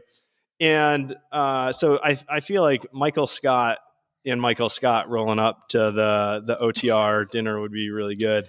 That's fantastic. This is why I asked this question, man. Like that was creativity to the max right there. Yeah. Maybe I'll leave it at that. I won't even go with my actual choice, but yeah, I'll leave it there. Yeah, that would have been good. Though. It's all right. I went to college at Plymouth State, and we had this big painting on the wall that someone drew all the regulars at the bar like as cartoon characters. being in their exact spot, drinking their beer. One was a big sports fan. He would be in the corner watching it was the Cowboys. And I'm like, it would be really cool if I could kind of do the same thing. So last year we had the Code Brown commandments, and we made a huge list of Code Brown commandments, like advice for runners. My own Code Brown commandment was diaper rash cream cures chafing overnight. So those kind of tips, right? And we made the list like a poster, and we're dropping them on Instagram throughout the year. And this one's cool. I would love to find someone who could do a picture of all our guests and their +1. So we have like Michael Scott's now there. We have Jesus. We have a dog who's coming. That's pretty great. That's a couple a good people dinner. did pick multiple, and I didn't stick to the rule of 1, but I appreciate you sticking to 1. Yeah. Just I got to sneak it in there. My other one would be my wife, just because we don't get out enough together. So yeah, I know that I can feeling. bring her anyway. She could. She would definitely be entertaining. It would be good. But for now, Michael Scott, the character.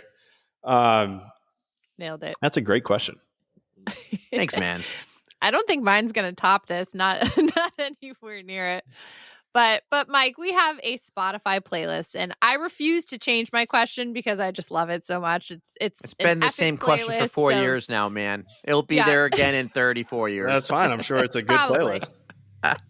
It's got a little bit of everything, so it's fun to just peruse it while you're on a run and see what hits and what doesn't, and you learn something new, find a good song. Yeah. But would you like to add something to the list? Of course.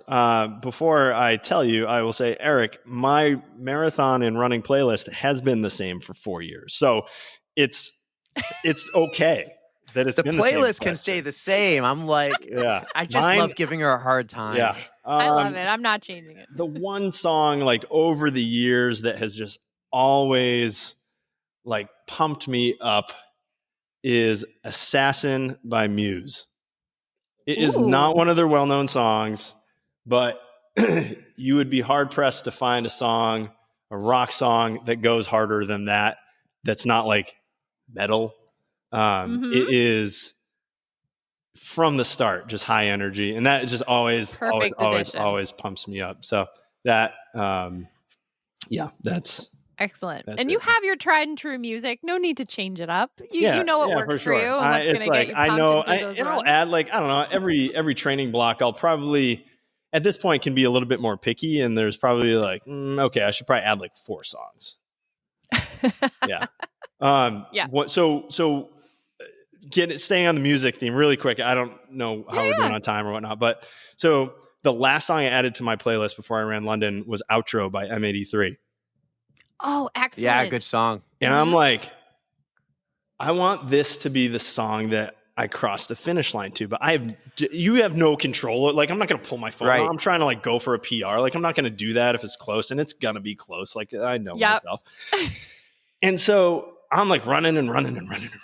And in London, you're running and you see Buckingham Palace is basically the finish line. And I see it. And I'm like, okay, whatever. And sure enough, the friggin' song comes on. Just it doesn't play in order. It's on shuffle. It is not going anywhere. It's not just because it's the last song I added. Totally out of order. There's more than 3 hours of music on this playlist. And sure enough, that bad boy comes on. And I'm just it's fate. Yeah, exactly. Just crying again, running marathons. Doesn't matter where I am. But sure enough, I cried at London too. Yeah, I don't know. It's just I guess it's a thing. It's a thing. Well, London holds my PR currently. I ran it in 2021, and nice. I still have yet to beat it. And it was just such a magical race because it was the first London post-COVID. Oh, and it was so well attended. There were people everywhere. It was last year. It's such a vibe there, and I'm getting goosebumps just thinking about it now, but I totally get it. Right. These majors are just something else. They are. And Eric, I see that you're running New York. Yes, it's my first major. I'm pretty excited, man. He's gonna get a taste. Yeah, I'm gonna get a taste of these world majors. I hear wonderful things about it. So I always thought I was how can anything top Boston, then London? Those those people go hard. The whole weekend itself was a little bit different. It's a much bigger city. So like things are like really so spread out. You don't get the same sense of like that the marathon is going on necessarily. But those people really like to party. And that is what the marathon was. It was so crazy to see like 12 people deep the entire time. And that was just like really cool. And it must have been so much more special. And like people just want to get out so bad after COVID that must have been absolutely nuts. Yeah. But I think that was the only marathon where I don't think I walked at all. Like I'm not a super fast marathoner, but I did. That was the very first time I ever cracked 4 hours. Nice. And I was just like, I was out of it afterwards. I was not so the last exhausted. time, though. Oh, no. Not going to be the last. This girl got herself a coach this year. All right. Yeah. Excellent. Yeah. So good. We'll see.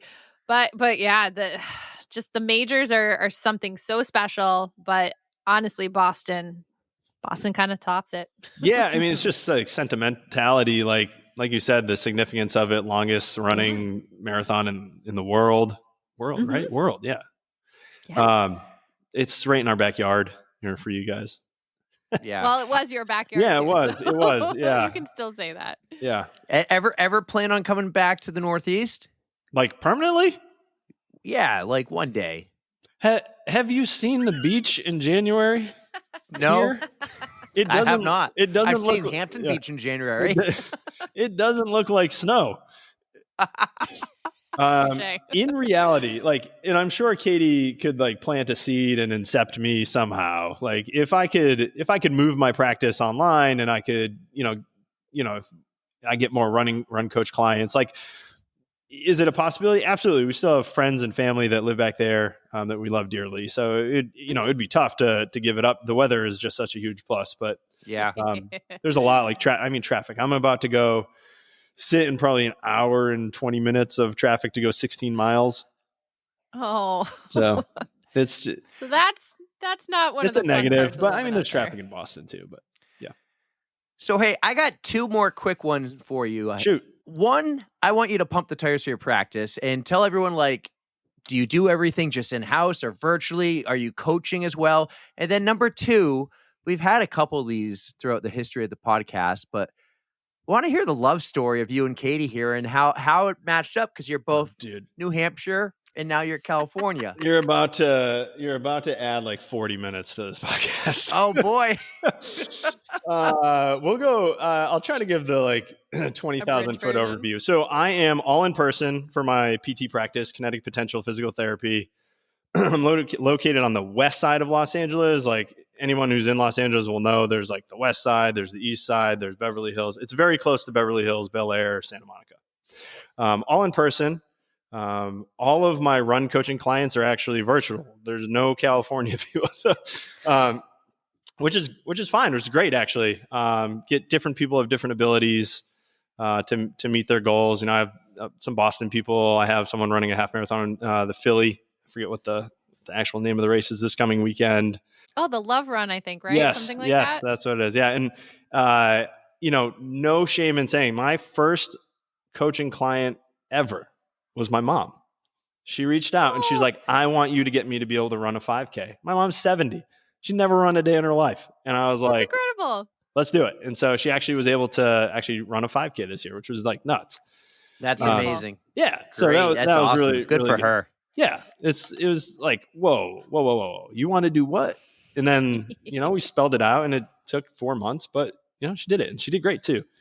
That's awesome. Yeah. So all in person. I started working primarily with golfers about 11 years ago and still work mainly with golfers in person, despite my passion and like anytime I have time to read anything is really about running at this point. But I also I know a tremendous amount about golf. It's just, those are the people I work with in person. Like I said before, if you saw me online, you think run. But if you know me in person, it's just a mix of kind of everything.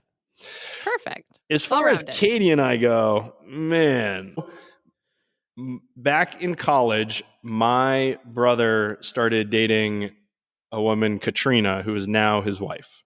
Katrina went to Keene State. Okay. And Is she a dental hygienist? no, that's my sister-in-law, Okay. Jenna. Who is my dental hygienist, by the way, Jenna's Erika. Connect those wonderful. dots. I saw these connections and it's Jenna unreal. she is a gem of a human. So you're very lucky. And so Katrina is my sister-in-law. So my brother would go to Keene State, and he was at Bentley, and he'd be like, "Hey, you want to go?" And I'm like, "Yeah, sure, whatever. Down to party." And so I would go with him to Keene State, and one of Katrina's best friends happened to be Katie. Mm-hmm. And Katie and I were always in different relationships. And we're always friendly and developed like a good friendship. But it was like when I was there, like we were the wallflowers, like, okay, like everyone else is pairing off and we're in different relationships. So it was always nice to just see her. And then we kind of fell out of touch for a couple years. So I was married and got divorced when I moved out here. And then I got remarried a couple years later, actually, and was widowed. And so I was coming off the death of my wife, and my brother invited me to a New Year's Eve trip in Tahoe. And so I'm like, yeah, like I'll go if I'm feeling up to it. And sure enough, I woke up and that like literally that day decided, okay, I'm going to go up there. This was for New Year's. And I'm driving up and my brother's like, oh yeah, there's going to be like 20 of us there. And so it's like, cool, let's go. I'm not going to ski. I'm just going to like hang out, whatever. He's like, yeah, fine, come. And I go to Tahoe. I knock on the door. Someone screams, it's open. I open up the door and I open it and Katie's on the couch. And I'm just like, oh, this weekend has changed. We hadn't talked. Okay. We hadn't talked in like 7 years. And I was just like, there was always like something there. Like clearly we ended up getting married. Like, there was always really good energy, really good friendship. And I was like, oh, this is a way different weekend than I thought. And so, but she still lived in Boston at the time. And so we were the only two people who didn't ski because she was training for Boston, didn't want to get hurt skiing. And anytime I get hurt, I can't work. And if I can't work, I don't get paid. And so I have bills to pay. Pretty important. Yeah. So I'm like, I'm pretty averse to skiing and other things like that. So we end up trying to go sledding, and everything always ended up just like being at the bar because there were so many people for New Year's at Tahoe that it's like any sledding hill was like packed. We did get in a snowball fight with some little kids. But like for the most part, we were there, like people would come back from skiing and it was just like one big dance party and it was a great time. So a month later, Katie was coming out again to visit Katrina just in February. And I actually called my sister-in-law and was like, hey, this is going to be crazy, but can I steal Katie for one day? And because I want to take her on a date.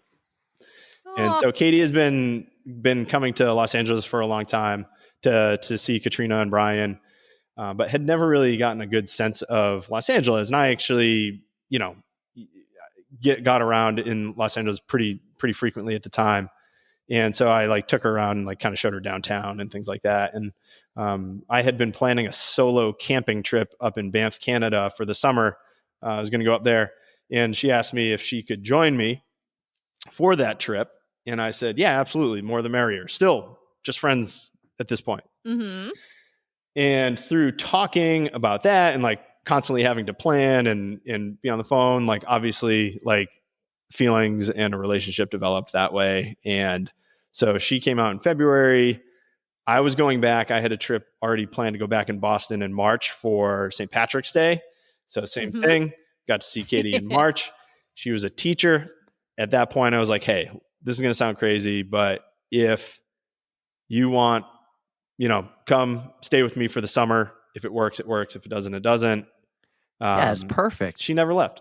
So Aww. it all worked. Wow. But yeah, it was like, story. Our worlds were in orbit for a long time. I think it was something like 14 years that we had known each other before we ever even went on a date. Wow. So, and we didn't know each other growing up, even though we grew up 4 miles from each other. Right. Because she's Sandown or Danville, right? Sandown. Sandown. She'll kill me if I got Crazy. that wrong. I'm confidently saying that, but I actually don't know. She's from Timberlane. Yeah, we got the 4 towns there. Yeah. I'm a Sandonian, as I like to call it too. I grew up in Sandown. So, dude, great story. We've had some people come on and tell us some great love stories too on the pod. So thank you for sharing that. Thank you for sharing everything about your life, your running, your work, My your pleasure. kids and everything. This was great. It was a great awesome. time. I love this. Yeah, so many dots that were connected here, more than what I even thought. I can't believe how many This is 20 years in the making. Yeah. In reality, like it was when were the timelines going to converge, and now they have, and because I've seen pictures of you for years, just like scrolling through Facebook, and I know Katie had a baby and Katie's married, and then all of a sudden, like I said, you started following. You actually started tagging us in some fun content. Yeah, sure. It must have been around the time we had Beard on, and I was like, I feel like I should know who this guy is. Not like you're a big time influencer, but like I feel like I actually know you, but I don't know how. And it was just seeing all the family photos on Instagram and Facebook and stuff. Yeah, you get to see the family stuff. That's one thing. Like, I don't know social media etiquette or necessarily care about it that much. Like, I tag 20 people in like every post, and it's like it's what you got to do if you're down to laugh. I don't do that, but I've learned that's really what I got to do. Yeah, and we're down to laugh. Well, it's there's that favorites function. You hit the star, and like like it's another way. Like if you tag me in a post, like I'm gonna like it, like, and that helps you guys out, and you would help me out, and so like it's a way that you don't necessarily have to like have a favorites thing. You can just like guarantee your stuff shows up, and if you like it in your messaging thing, like whatever, like it's great. It's all helpful. We all gotta like help rise each other up, like through through the noise. Well, I love what you're doing, man. I find it entertaining, and when you actually read the captions, it can be educational. Like I wrote in my intro, you do this in an educational and entertaining kind of way, all in one post. Your stuff's funny. The best of both worlds. Yeah, honestly. we could have played so many reels, but we're not going to make everyone listen to them when they can't just gotta see them. follow you. Where can they follow you? Okay, so people can follow me on Instagram at Kinetic Potential PT, just all one word, and on TikTok at runners_u. And I will be probably on Boston Marathon weekend switching over my Instagram handle to runnersu of some sort. It's taken already. We're going to have you back to talk all about Runners U. We didn't even talk about the Runners University. I'm down, man. I'm down. Next time I'll probably have a beverage. Absolutely. Hey, we're down. Maybe, I was going to say maybe when you're back and visiting family, but I don't want to take away from family time. That's the beauty of this. We can do it virtually. We'll do it, man. We'll have you back. We'll talk all Runners University and everything else you got going on. Thank you so much.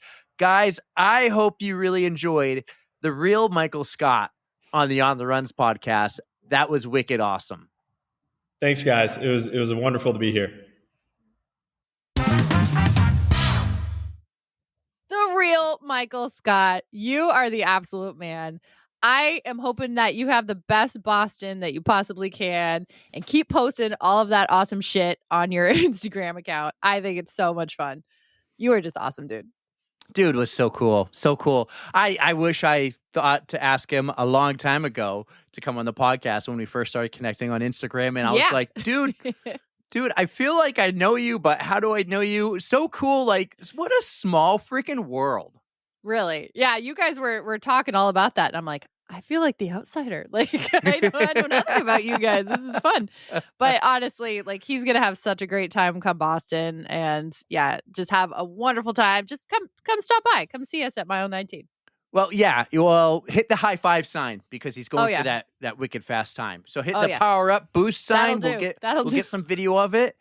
Say hi to Katie at the Capitol Grill and get that. I mean, was he going for a PR? I forget. He had an A-goal, get that A-goal, whatever it was again. Mm-hmm. So Mike was so cool. Boston Weeks is off to a great start. Last week with Alyssa, this week with Mike, next week with a Boston legend. Yes. It's going to be a blast. Sometimes I start a sentence and I don't even know where it's going. I just hope I find it along the way. I declare bankruptcy. I am Beyonce always. Oh my God, we've been having fun with the Office quotes Michael here. Scott ruined his life. That was the best And the best story. part is when he saw Steve Carell in like wherever they were, and when he told him and he described it like it didn't really come across right away, and then he goes, "Ah, I got it." If anyone can appreciate it, though, it's Steve Carell. Like, he's awesome too. Yeah. So perfect. A man who would rather be feared or loved. He said, "Easy, both. I want people to be afraid of how much they love me." Oh my God, the quotes just are never ending. I love it. Yeah, I never was. I know a lot of people are Office people. I like The Office. I just never saw the whole thing. The whole thing. I'm probably in the minority here, but so as much as I do enjoy The Office, there are other shows that I would put over The Office. So like, oh yeah, New Girl is my comfort show. Like, people just put The Office on in the background just all the time, and they can quote it. New Girl is that for me. But even I love Brooklyn Nine-Nine a little bit more. I love Parks and Rec a little bit more. I love Schitt's Creek a little bit more. Okay. So I mean, as good as The Office is, it's just not my total favorite. It's still good, but just like some others more. I'm not much of a TV guy. I don't get to watch much TV. A lot of my content is all YouTube. And our friend Doozer typically puts out like really fun YouTube series of all his travels and adventures. I've yet to see this, but he put out a documentary. I think I just saw him post about that. He just dropped it today. Yeah. It's called like I Heart. I think that's what it was called. I Heart.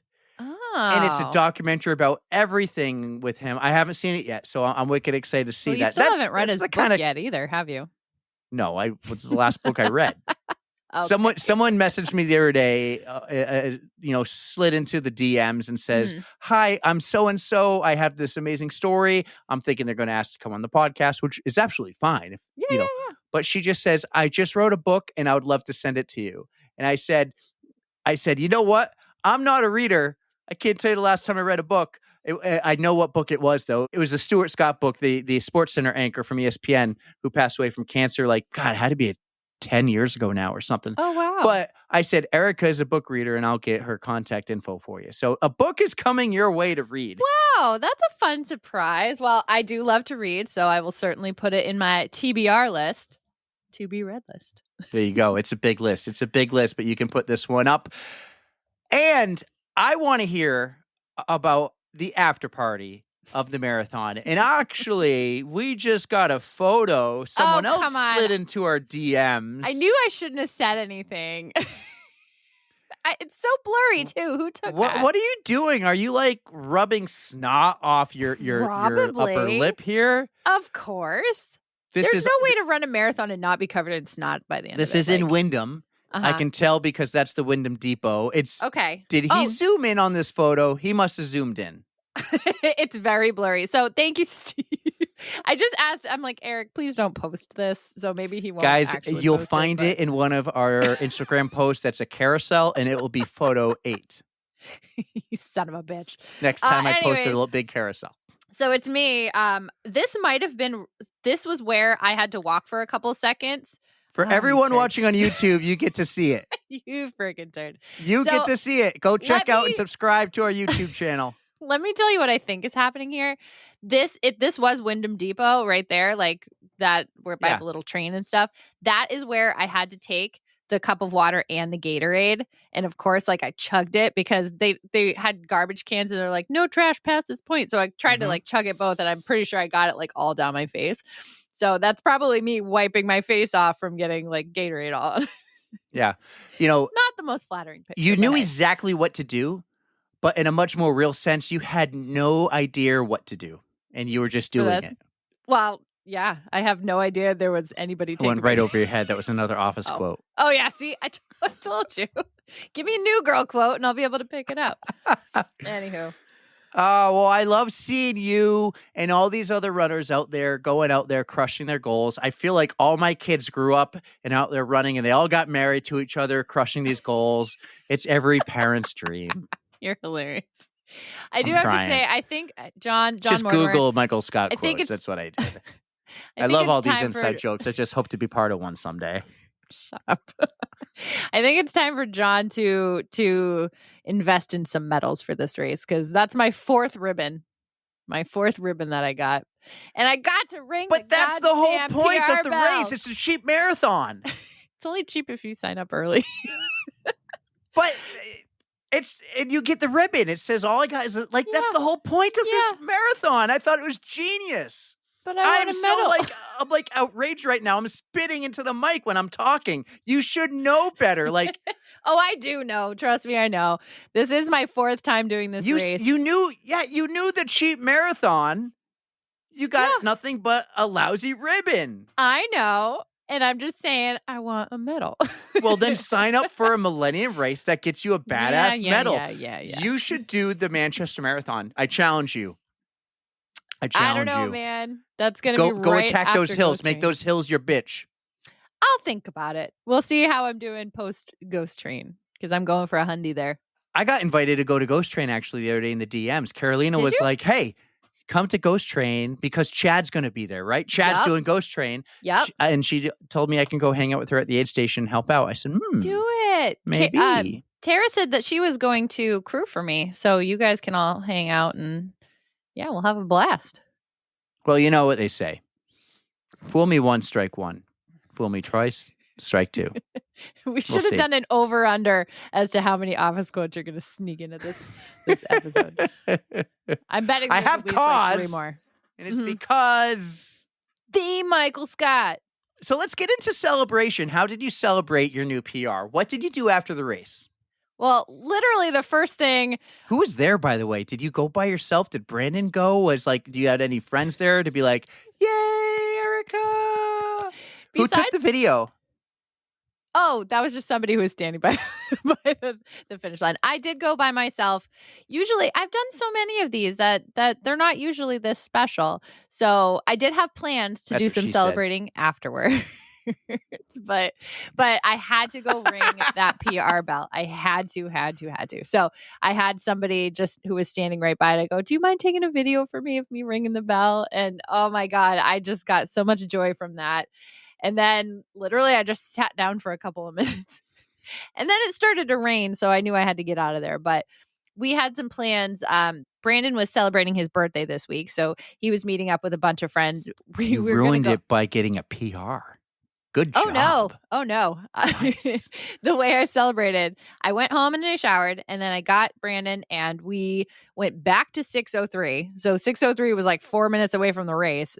I went all the way home and came all the way back. And I got the Korean barbecue nachos and a beer.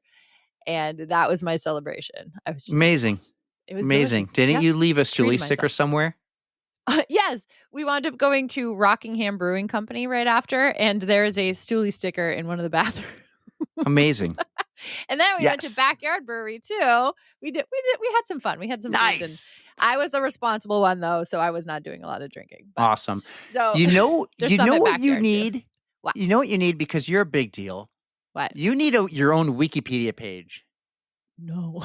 Yes. I don't want one of those. Wikipedia is the best thing ever because anyone in the world can write anything they want. I know. Any subject, so you know you're getting the best possible information. You need your own Wikipedia page. No, I don't want What one. number quote was that for me there? I didn't even know, but I'm like, no, please that's don't an make office one quote. See, now you can slip in the weird ones. That's what she said. So I'm not going to know what they are. So listen. Do I need to be liked? Absolutely not. I like to be liked. I enjoy being liked. I have to be liked, but it's not like this compulsive need. Like I need to be praised. Okay. So I just like to be me and have fun on this podcast. Yep.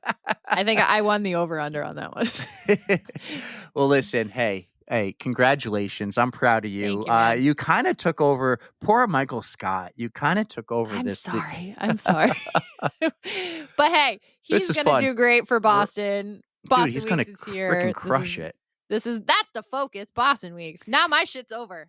Guys, you need to go follow him on Instagram. Back Please. to Michael Scott here. And if you don't, you're going to miss your opportunity here because if you miss 100% of the shots you don't take, right? So go follow Mike on Instagram. He's fucking hilarious. His Kinetic stuff is Potential great. PT. Is that what it is? Yeah, well, it might change to like Runners U because he's starting this Oh, whole that's Runners right. University thing. So, but follow him. He's freaking awesome. We got a few other things to catch up on, tie up. I want to tell you guys this. Yes. If you listened to the Allie G show yesterday, you already know it. But she now has her own discount code for some special limited edition Boston apparel. Actually, it's not just Boston. It's the entire website for Backline. Oh So my God. Backline, Matt, he came on the podcast, the Allie G show, a couple episodes ago, did the United Half course, strategy. Yeah. He did it again for the Boston Marathon. He came on yesterday and he told Allie after recording, you know what? I'm going to give your listeners a discount code. So check the show notes. It's 25% off the entire website. He has never done that for anyone before. Now, Allie is special to him. They work together. So he's doing this. And by the way, that 25% is only for the month of April. I think it goes back to 10% after. Oh, take advantage of it, you guys. Yeah, this take is advantage. awesome. Hey, if you guys go and buy something from Backline's website, I'll put the links in the show notes, okay? It's back, B-A-K, then L-I-N-E. Mm-hmm. If you do this and he sees it, like, it helps. It helps. And we're going to talk more about that next month in May.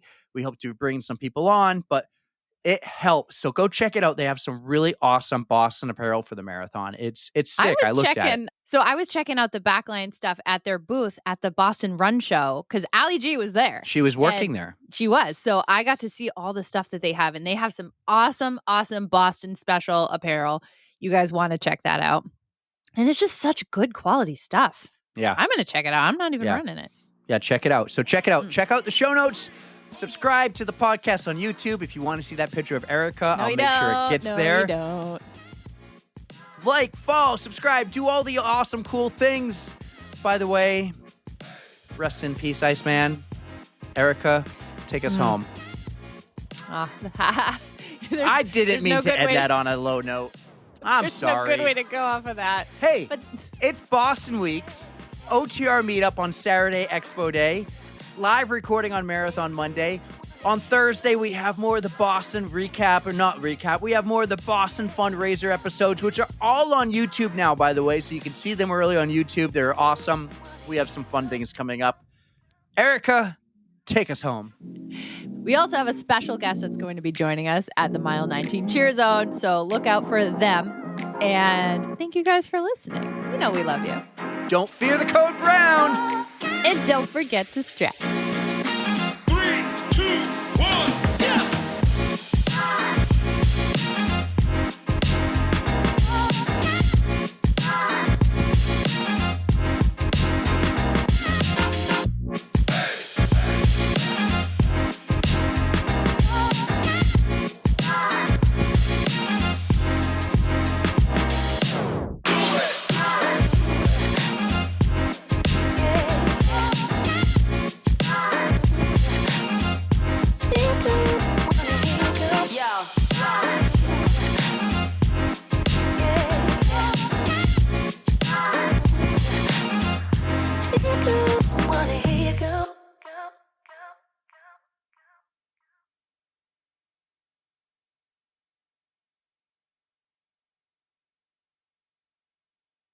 You know, we like to say that. Do we like to be liked? Absolutely not.